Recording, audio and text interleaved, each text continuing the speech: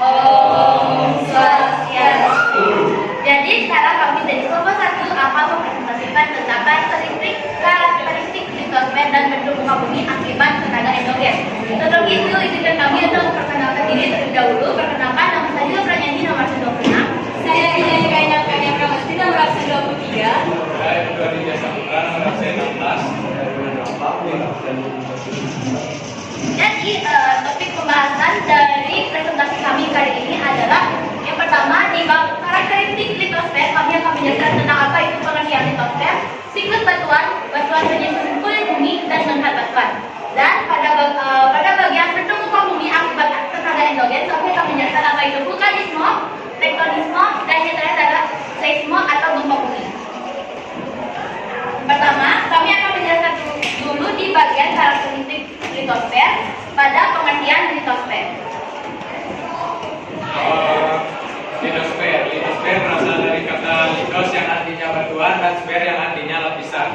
Litosfer juga dapat diartikan sebagai lapisan batuan yang berada paling atas dari permukaan lapisan bumi.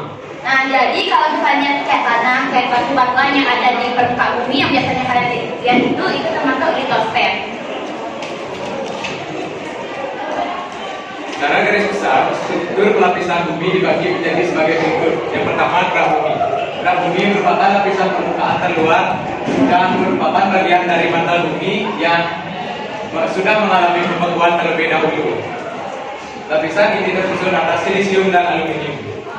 Kerak bumi dibedakan menjadi dua, yaitu yang pertama kerak samudra. Kerak samudra ketebalannya lebih tipis, yaitu sekitar 7 km dan terdiri dari silika dan magnesium.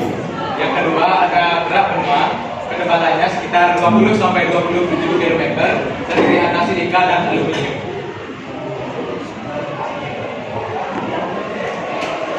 Lanjut yang kedua, mantel bumi atau selimut bumi. Mantel bumi merupakan lapisan di bawah kerak bumi yang ditengahi oleh lapisan 80% volume bumi adalah mantel. Kedalamannya sekitar 40 sampai 30 km. Yang ketiga ada inti bagian luar. Inti bagian luar merupakan lapisan yang berada di kedalaman 3000 sampai 5000 km.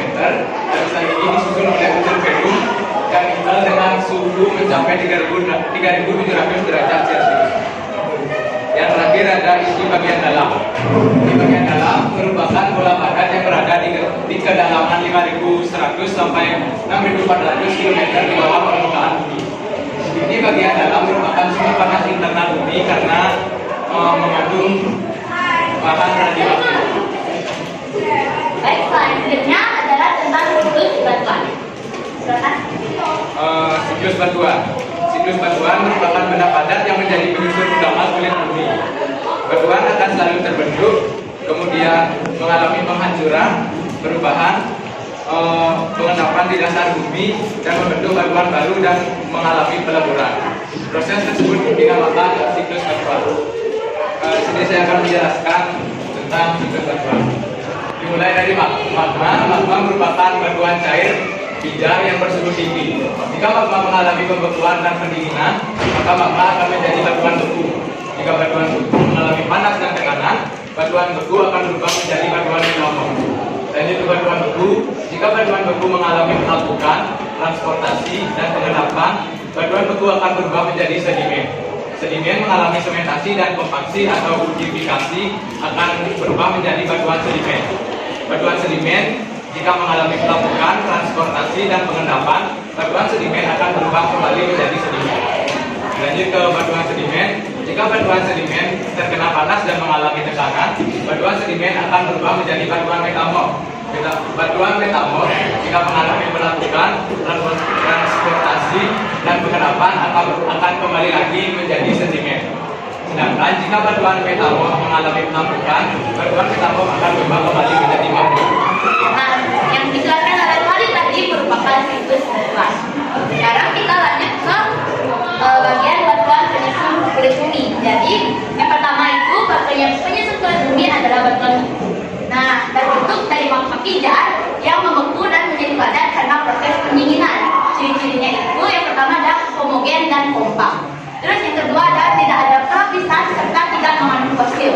Nah, batuan beku ini dibedakan menjadi tiga. Yang pertama itu ada batuan beku dalam atau plutonik, terbentuk dari magma yang membeku secara perlahan di bawah permukaan bumi, sehingga magma tidak mencapai permukaan bumi. Jadi dia nggak kelihatan gitu. Memiliki ciri berbutir kasar. Jadi permukaan dari batuan beku ini, batuan beku dalam ini itu dia kasar, nggak halus. Contoh dari batuan beku itu adalah granit. Kalian pernah lihat granit kan mungkin? Nah, itu merupakan contoh dari batuan beku dalam atau plutonik. Selanjutnya yang kedua adalah batuan beku luar atau vulkanik. Jadi batuan ini itu disebut sebagai batuan beku luar karena proses pembunuhannya itu terjadi di bagian luar kulit bumi. Oleh karena itu penurunan temperatur juga terjadi sangat cepat. Batuan vulkanik ini dapat berbentuk kristal kecil, kristal besar maupun bahan amorf. Salah satu contoh dari batuan beku luar itu adalah batu apung. Lalu yang ketiga harusnya yang C adalah batuan beku korok atau gas yang disebut juga dengan hypabisal. Jenis batuan ini terbentuk dari korok atau gas. Nah, karena lokasinya dekat dengan permukaan, proses pendinginan batuan tersebut juga berlangsung lebih cepat. Jadi kan karena dari permukaan dia dapat oksigen gitu, jadi lebih cepat dia mendapatkan pendinginan. Terus batuan korok ini berupa kristal kecil dan kristal besar. Salah satu contohnya yaitu batu andesit. Yang kedua adalah kami akan menjelaskan tentang batuan sedimen. Jadi batuan sedimen atau sedimentary rock ini merupakan batuan yang terbentuk dari proses pengendapan materi-materi lepas atau fragmen yang terangkut. Jadi materi-materi yang terangkut ini bisa tersangkut dengan cara yang bermacam-macam.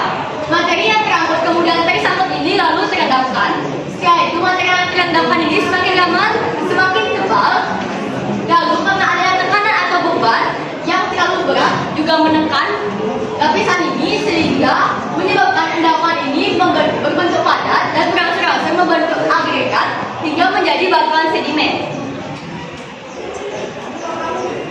Batuan sedimen ini dikelompokkan dalam beberapa hal. Yang pertama ada berdasarkan proses pembentukannya, dia bisa dikelompokkan menjadi yang pertama batuan sedimen plastik yang merupakan batuan yang asalnya itu mengalami penghancuran secara mekanik. Dia dari besar menjadi kecil dan mengalami pengangkutan. Setelah itu terendapkan sehingga menjadi batuan sedimen. Contoh dari batuan sedimen plastik ini adalah batu pasir dan batu gempur. Yang kedua ada batuan sedimen kimiawi.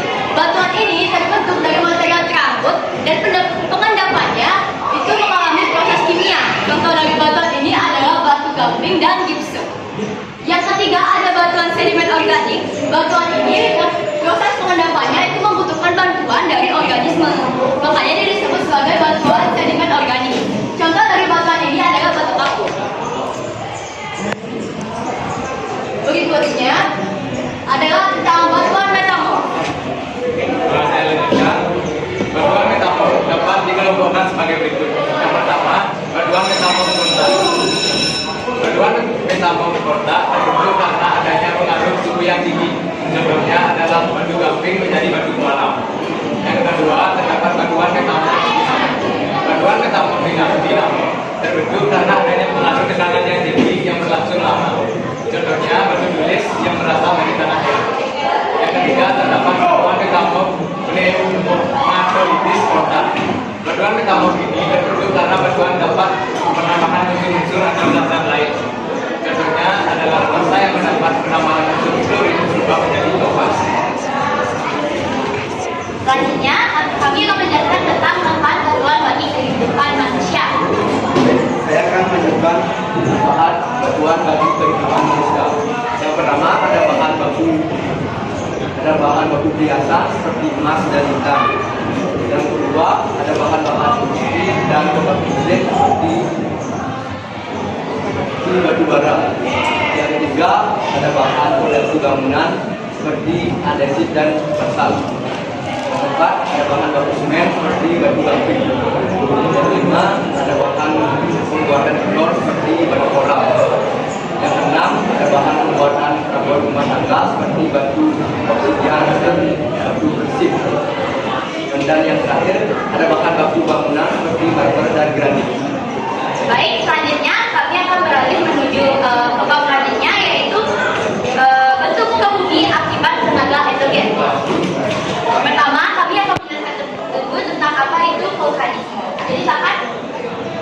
saya akan jelaskan apa itu vulkanisme.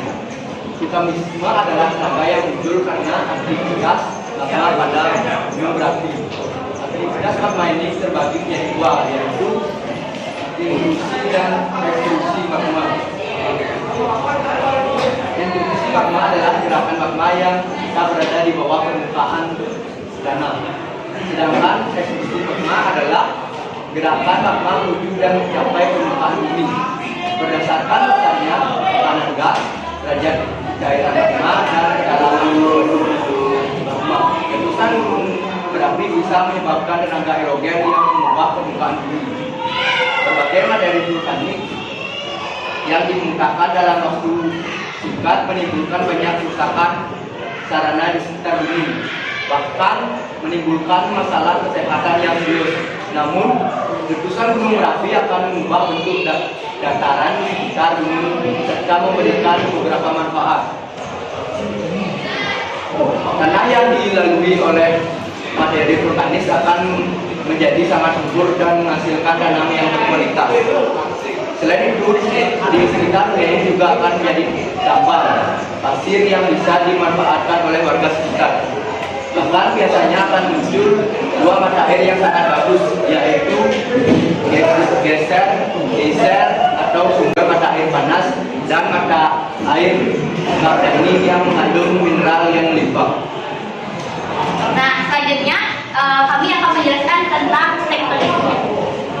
Jadi, tektonisme ini merupakan proses gerakan pada kerak bumi yang mengakibatkan terjadinya perubahan letak, dislokasi atau bentuk deformasi yang menimbulkan letusan, limpatan, retakan, dan patahan pada kerak bumi.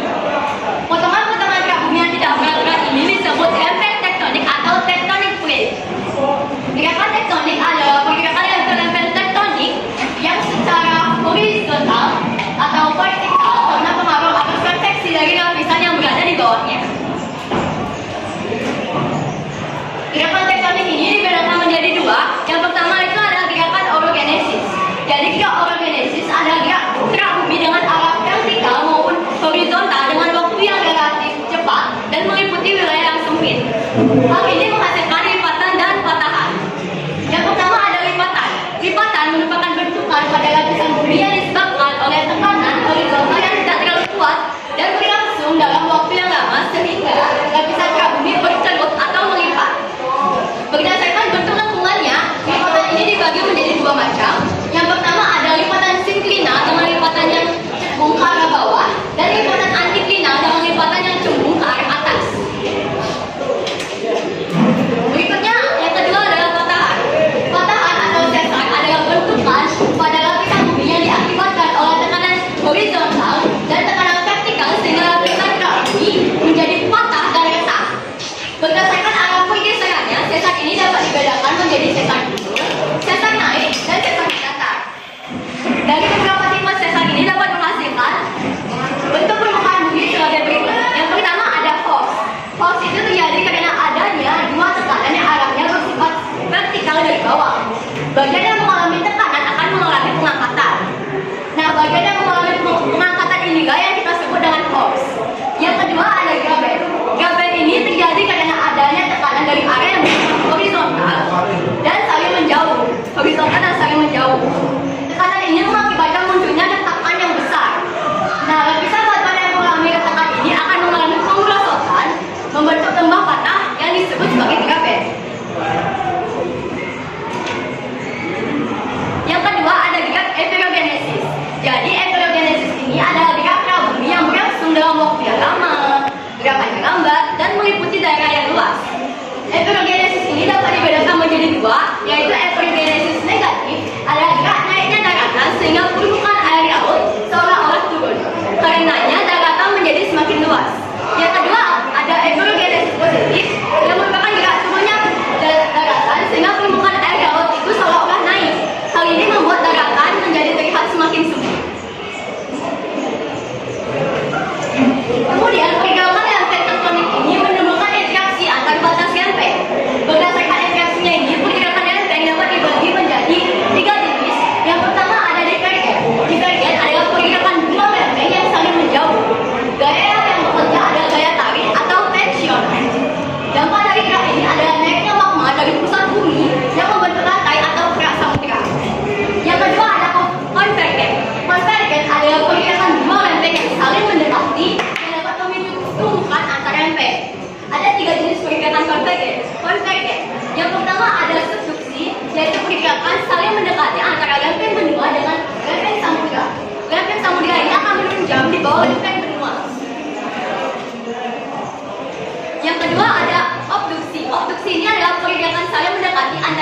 Lempeng benua juga lempeng samudera. Bedanya dengan subduksi, jika di subduksi lempeng samudera yang menunjang ke bawah, tapi di abduksi ini lempeng benua yang menunjang di bawah kerak samudera. Yang ketiga ada kolisi. Kolisi adalah pergerakan antara lempeng benua yang menimbulkan pegunungan lipatan yang sangat tinggi. Yang ketiga ada transform.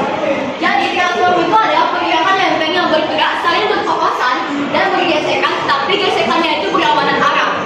Ya, ini gerakannya tidak sejajar, melainkan jadi gerakannya sejajar dan tidak tegak lurus.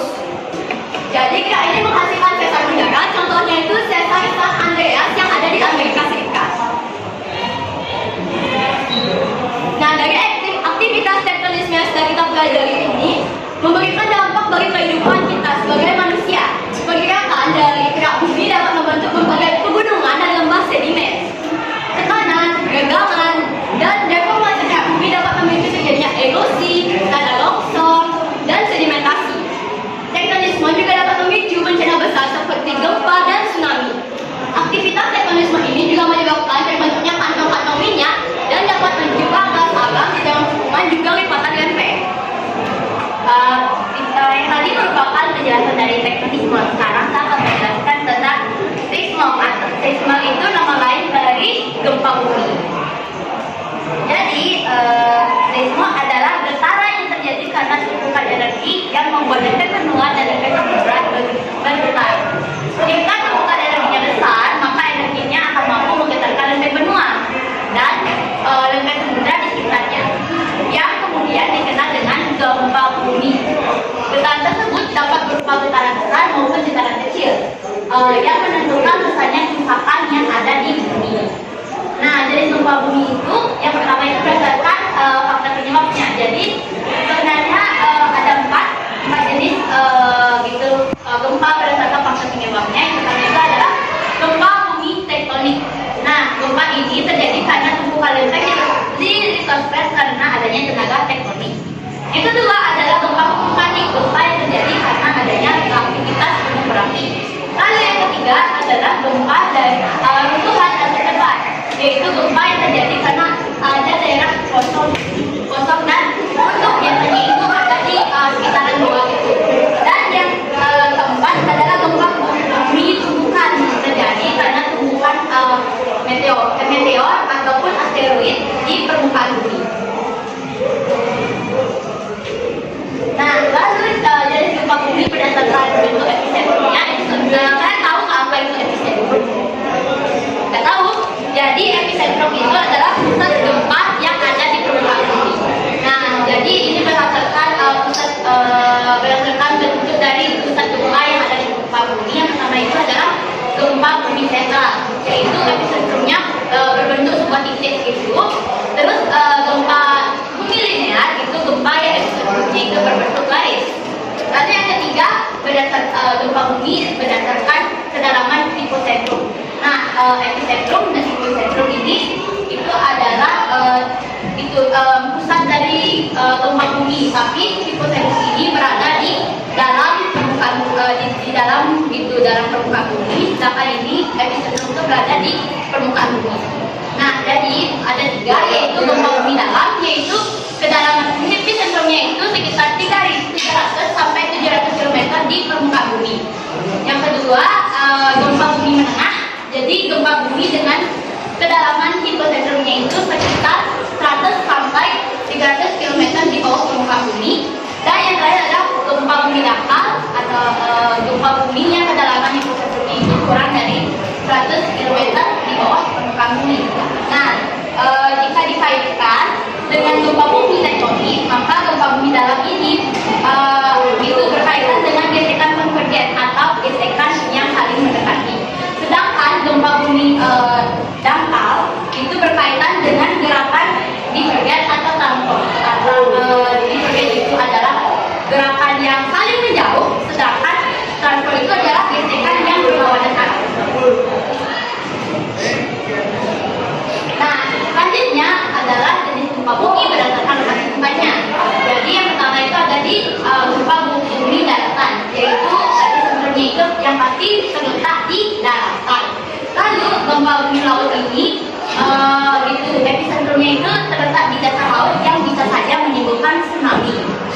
Yang kelima adalah jenis gempa bumi berdasarkan intensitasnya. Yang pertama itu adalah makroseismik, yaitu merupakan gempa bumi yang intensitasnya itu besar sehingga dapat dirasakan dan diketahui tanpa menggunakan alat perekam. Jadi kayak kita bisa yang gempa yang bisa kita rasakan biasanya itu disebut dengan makroseismik. Sedangkan gempa bumi yang mikroseismik yaitu gempa bumi yang lebih kecil dan hanya yang diketahui tanpa menggunakan alat perekam. Jadi bisa aja ada gempa bumi tapi kita nggak tahu itu ternyata gempa bumi gitu loh. Itu yang dimaksud dengan mikroseismik. Nah, kekuatan gempa itu dapat diukur dengan berbagai macam metode. Metode yang paling banyak digunakan yaitu yang pertama adalah skala Mercalli yang dikemukakan oleh Giuseppe Mercalli dengan dasar penentuannya berdasarkan informasi dari orang-orang yang selamat dari gempa serta membandingkan kerusakan dari gempa bumi. Jadi ini tuh bakal kekuatan gempa itu bakal dilihat dari itu fisiknya, dari akibatnya dan dari gempa bumi tersebut. Sedangkan skala Richter dikemukakan oleh Charles Richter dengan dasar penentuan skalanya berdasarkan magnitudo gempa yang diukur menggunakan seismogram. Seismogram itu adalah itu perhitungan gempa bumi di sekitaran Nah, ketika terjadi gempa, tindakan yang harus dilakukan itu sebagai berikut. Jadi kita tetap tenang, jangan panik. Kalau misalnya kita panik, nanti saat kita akan menyelamatkan diri, kita bertabat-tabakan, terus nanti kita jadi orang. Jadi kita tetap tenang, jangan panik gitu. Jadi yang kedua adalah melindungi tubuh dari lubang benda dan tidak berdiri di dekat gedung atau tiang. Nanti kalau misalnya kita berdiri di dekat tiang ataupun gedung, takutnya nanti kita kejatuhan. Nanti kita tertimpa dan itu malah lebih berbahaya. Lalu yang ketiga adalah jika berada di dalam gedung, segera mencari perlindungan dengan bersembunyi di bawah meja tutup. Nah, kalau misalnya kita ada di dalam gedung, terutama di gedung yang lantainya tinggi-tinggi itu, pasti kita akan sempat untuk melarikan diri ke luar. Jadinya mending kita menyelamatkan diri dengan bersembunyi di bawah meja. Tapi mejanya itu harus yang kuat juga, supaya bisa kita terlindungi. Dan yang terakhir itu, jika berada di daerah pesisir, segera menjauh dari pantai menuju dataran yang tinggi. Karena takutnya nanti bisa gempa bumi tersebut menyebabkan tsunami. Nah, sekian presentasi dari kami. Apakah ada pertanyaan? Kita buka 14 pertanyaan. Oke.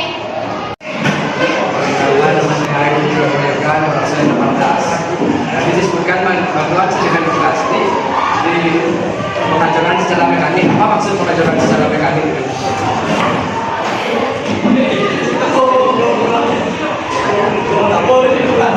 Oke, kita skip dulu ya pertanyaannya. Pertanyaan selanjutnya, diri. Perkenalkan, nama saya Dewi Mulyadi Windana, nomor absen 4. Pada bagian tektonisme dijelaskan bahwa aktivitas tektonisme bisa menyebabkan terbentuknya kepada kekerasan dan alam yang terlibat di dalam bagaimana kantong-kantongnya dan Jadi apa inti dari pertanyaan? mungkin kita bentuk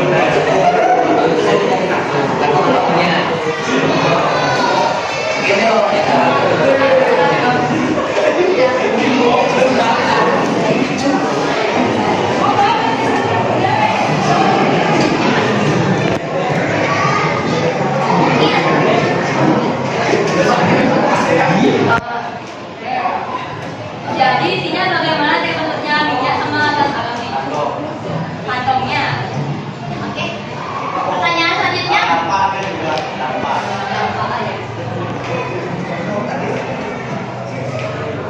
Oke, kalau misalnya dapat contohnya kita. Terus Mesya.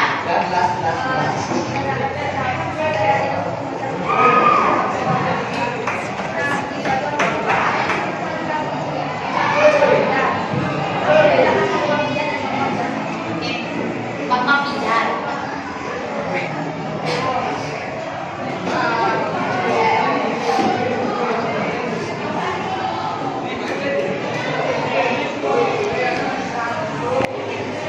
Oke, pertanyaan terakhir.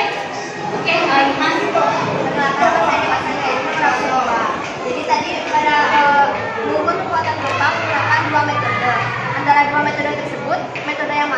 akurat menggunakan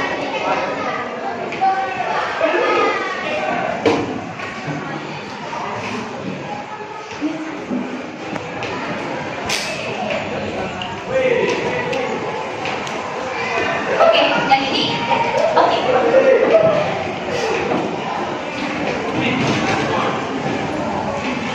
Oke, kita minta waktunya buat diskusi dulu ya. Dipause dulu. Ya, silakan. Jadi kami akan menjawab pertanyaan dari Misha tentang apa perbedaan dari magma pijar dan magma biasanya. Silakan. Baik, saya akan menjawab pertanyaan Malaysia.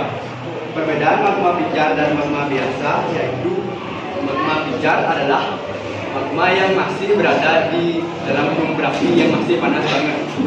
Sedangkan magma biasa adalah magma yang sudah keluar dari gunung berapi yang sudah sedikit mendingin. Nah, jadi kita bisa umpamain kayak air yang ada di panci nih. Kalau air di dalam panci yang masih dipanasin itu kita anggap sebagai magma pijar. Sedangkan air panas, air yang sudah dikeluarin misalnya taruh di gelas itu kita sebut dengan magma gitu. Itu gitu contoh analoginya. Bisa diterima? Tapi jangan 100% percaya sama jawaban kita karena kita juga masih menanggung Google kalau misalnya mau lebih pasti akurat baca buku. Oke, bisa diterima? Oke, terima kasih Pak Sumel. Ya, mau ya. Wait.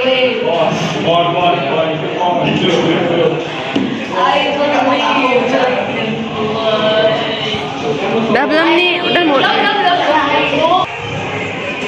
Baik, saya akan menjawab pertanyaan dari Giri. Jadi tadi Giri menanyakan bagaimana cara terbentuknya kantong minyak dan gas alam itu, juga bagaimana dampaknya.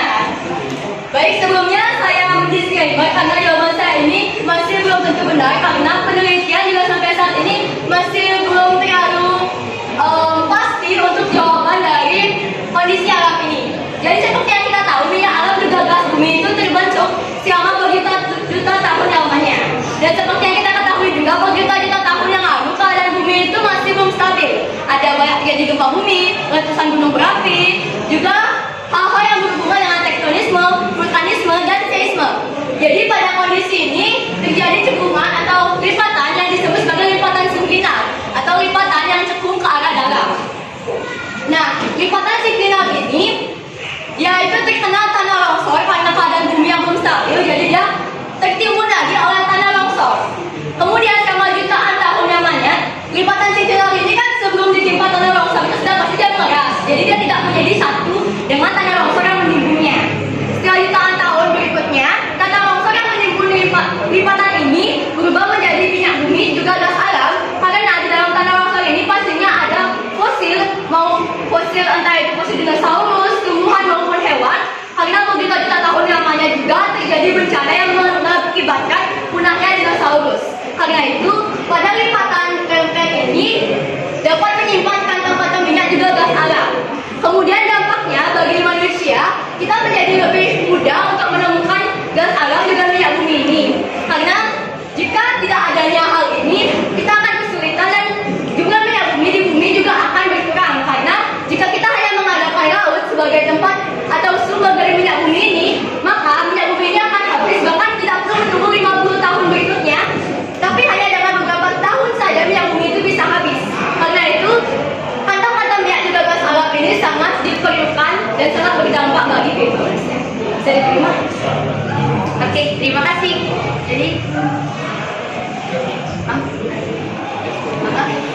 Jadi yang kedua, selanjutnya adalah pertanyaan dari Yumas yang lebih akurat di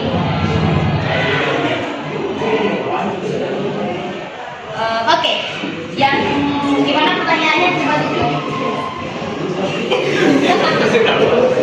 Yang lebih akurat di antara dua metode ini kan ya, dari metode skala Mercalli dan skala Richter. Jadi silakan dijelaskan. Izin menjawab pertanyaan Yumas.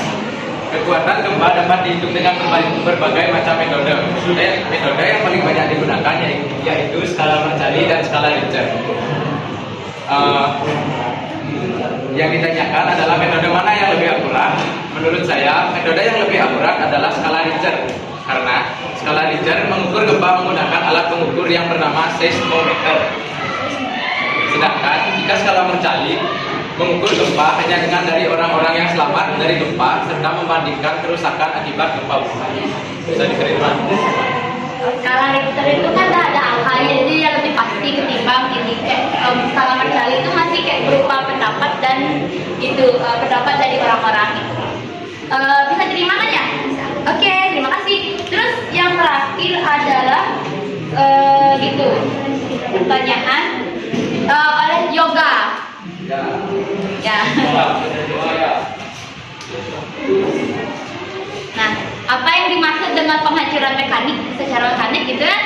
Oke, jadi menurut saya penghancuran secara mekanik itu adalah penghancuran yang terjadi tanpa disertai oleh perubahan susunan kimia pada batuan tersebut. Biasanya terjadi karena penghancuran tersebut terjadi karena sinar matahari, suhu, dan juga oleh daya erosi. Bisa diterima? Bisa. Terima kasih.